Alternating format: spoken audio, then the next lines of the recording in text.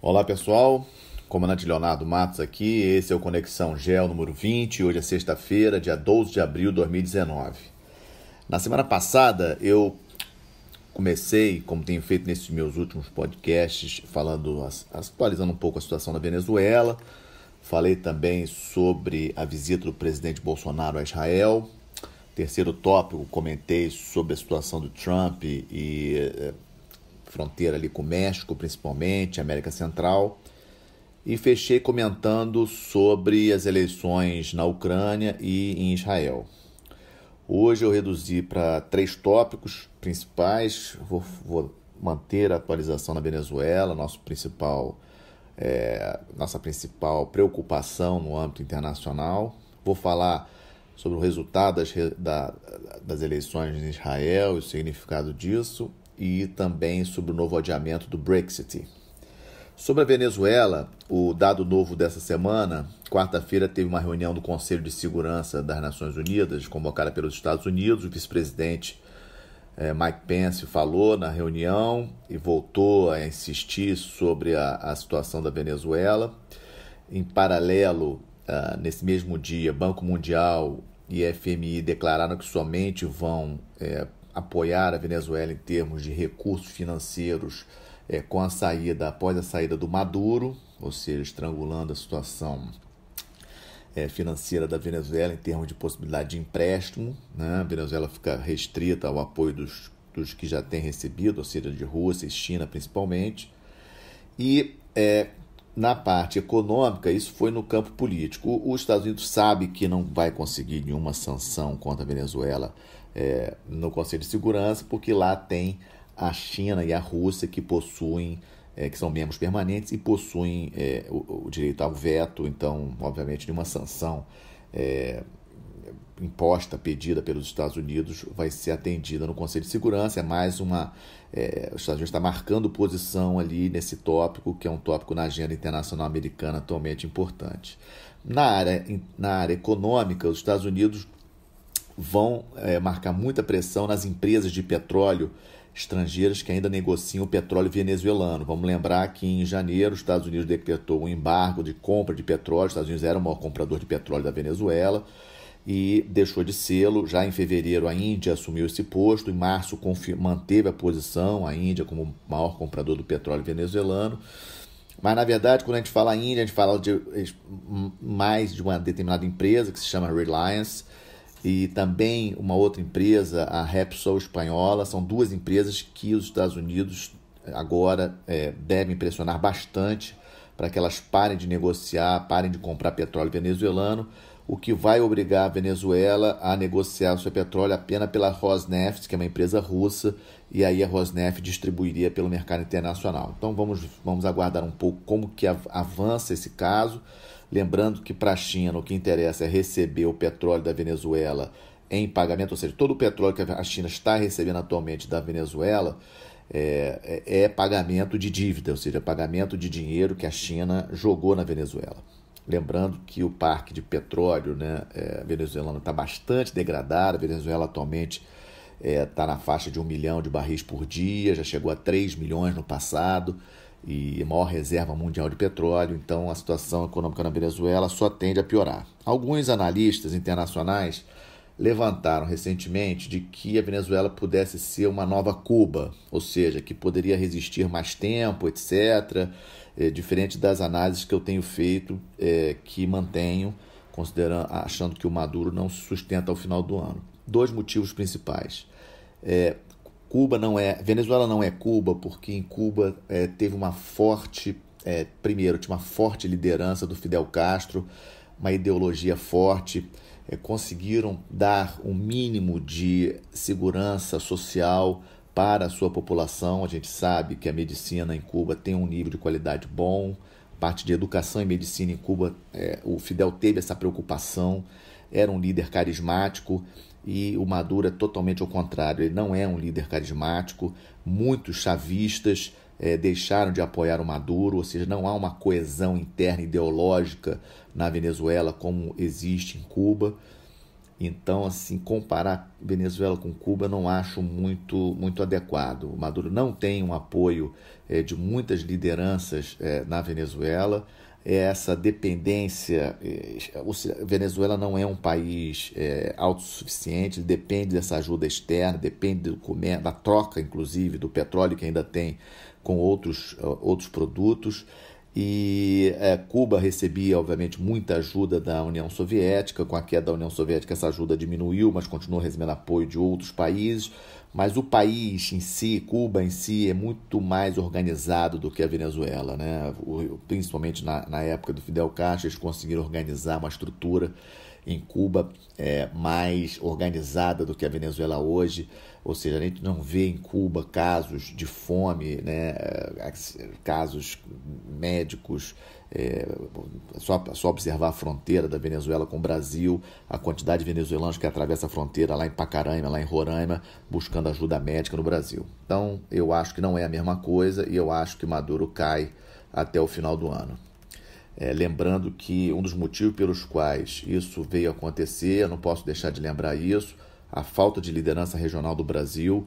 Lembrando que Maduro assumiu o governo em 2013, quando já era presidente do Brasil a senhora Dilma Rousseff, que todos sabem não tinha mínimo pendor para questões internacionais, dito não apenas por membros do partido dela, mas também do próprio Ministério das Relações Exteriores. Então, a falta de liderança do Brasil acho que foi fundamental Maduro poder fazer o que quisesse e a Venezuela chegasse nesse ponto.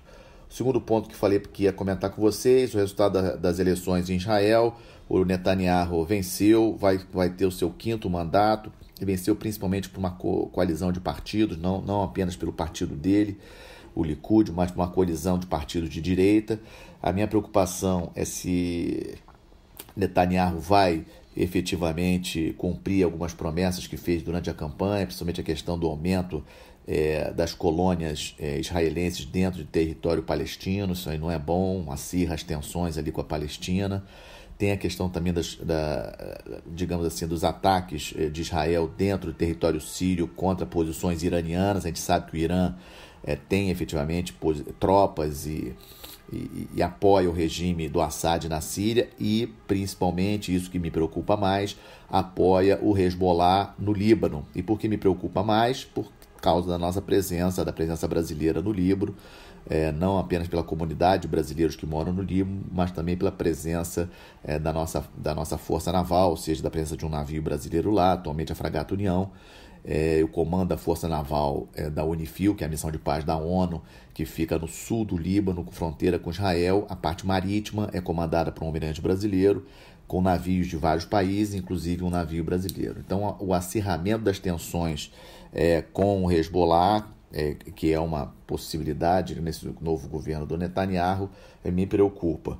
Lembrando do sucesso do Netanyahu nas suas articulações pré-eleição, ou seja, nas semanas que antecederam a votação, tanto contando com o apoio do Trump em relação ao reconhecimento dos Estados Unidos das colinas de Golã para Israel, como também a visita que Netanyahu fez ao presidente russo, o Vladimir Putin, poucos dias antes da eleição. Ou seja, bastante interessante aqui a gente analisar o contrário, ou seja, ações de política externa tendo algum peso na política interna. Lógico que não existe uma medida para verificar isso que eu estou falando, mas é uma percepção que eu tenho, ou seja, as ações do Netanyahu no campo externo, boas relações com o presidente dos Estados Unidos, boas relações com o presidente russo, favoreceram a sua posição no país. É isso que eu entendo. Para o Brasil acabou sendo positivo em função da visita do presidente Bolsonaro, das relações que o presidente Bolsonaro tem com o primeiro-ministro Netanyahu, que veio ao Brasil.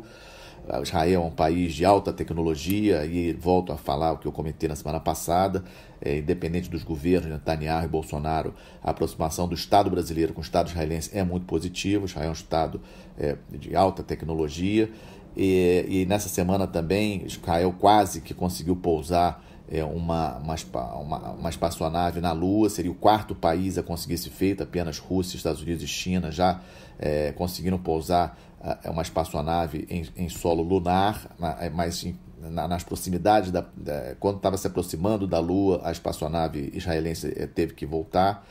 não conseguiu pousar efetivamente, mas isso mostra o nível que está de desenvolvimento tecnológico a Israel, então é um país importante, sem sombra de dúvidas. Terceiro ponto que trago para vocês, a questão do Brexit, mais uma vez, foi novamente adiado, conseguiram negociar com a União Europeia, o novo prazo é 31 de outubro, mas com a condição de que o Reino Unido participe das eleições europeias, que ocorrerão agora no dia 23 de maio, onde serão eleitos os deputados para o Parlamento Europeu.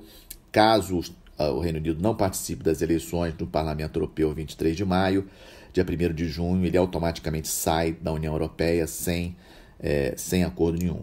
Se o Reino Unido conseguir fechar um acordo, ou seja, se conseguir chegar a um consenso no acordo com a União Europeia antes do prazo, ele sai com o acordo sem problema nenhum. A grande questão é conseguir negociar esse tal acordo, e isso é bastante difícil. Essa questão do Brexit, eu gostaria de lembrar a todos o que eu já falei em outros podcasts. Por trás dessa saída do Reino Unido da União Europeia existe um forte interesse russo que claramente há vários indícios em relação a isso, apoiou com guerra de informações, influenciando o Facebook, mídias sociais, para que o voto na época do referendo em 2016 ocorresse da forma que ocorreu, ou seja, com a vitória da saída do Reino Unido. Vamos lembrar que foi uma vitória apertada, 52-48, votaram a favor da saída, e muitos hoje defendem um novo referendo. Também parte dos analistas acham que o melhor seria uma nova eleição, já que a primeira-ministra Theresa May está bastante fragilizada. A União Europeia sabe que a saída do Reino Unido enfraquece a União Europeia, ela não quer que o Reino Unido saia da União Europeia. Por outro lado, também não quer enfraquecer a sua posição, ou seja, não quer ceder nessa negociação com o Reino Unido. Então a União Europeia está tentando apostar na possibilidade de um novo referendo, é o que eu acredito. O pedido inicial da Theresa May era que fosse adiado por um ano, o Macron forçou na negociação e fecharam em 31 de outubro. Na minha avaliação, isso foi feito para dar tempo que o Reino Unido possa fazer um novo referendo, e aí sim a efetiva decisão da população do Reino Unido. Vamos lembrar que o referendo que aconteceu em 2016 ele não era obrigatório, muitos não compareceram à votação, existem fortes indícios de que tendo um novo referendo, a possibilidade é que dê o contrário, ou seja, da permanência do Reino Unido na União Europeia. O Reino Unido não é mais o império que foi no século XIX, ele sozinho ele tende a ter uma queda. O Reino Unido é uma das maiores economias do mundo, mas conseguiu se manter nessa posição principalmente porque estava dentro de digamos assim, de um arco de proteção da União Europeia, com subsídios, com tarifas mais baixas na negociação com os países europeus, que o maior parceiro comercial do Reino Unido são os outros países europeus da União Europeia, em função das tarifas mais baixas.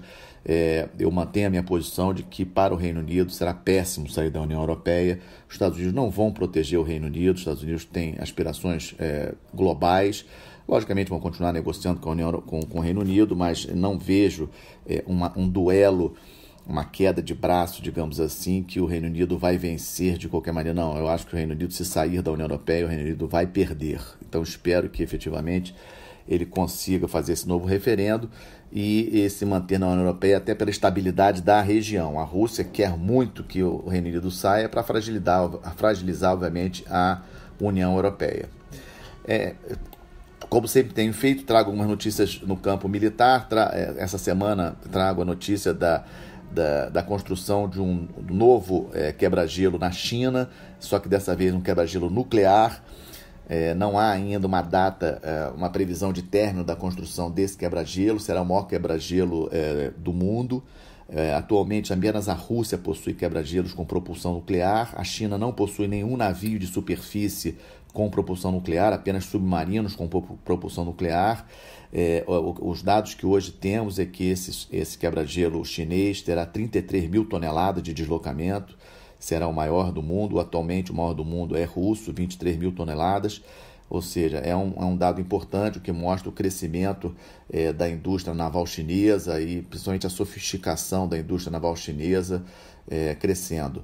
lembrando a importância do Ártico, lembrando que esse quebra-gelo será empregado principalmente para a abertura da Rota Norte, que atualmente, em função do degelo, tem conseguido ficar aberta alguma parte do verão, né? Alguns navios já têm feito a rota entre Xangai e Roterdã pela Rota Norte, só que essa Rota Norte passa dentro de águas russas, né? Então há um grande interesse russo nessa rota, tentando desenvolver portos ali naquela região e pontos de apoio logístico naquela região.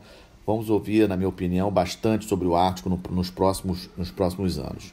Com relação à próxima semana, há temas que nós estamos acompanhando, a crise na Líbia.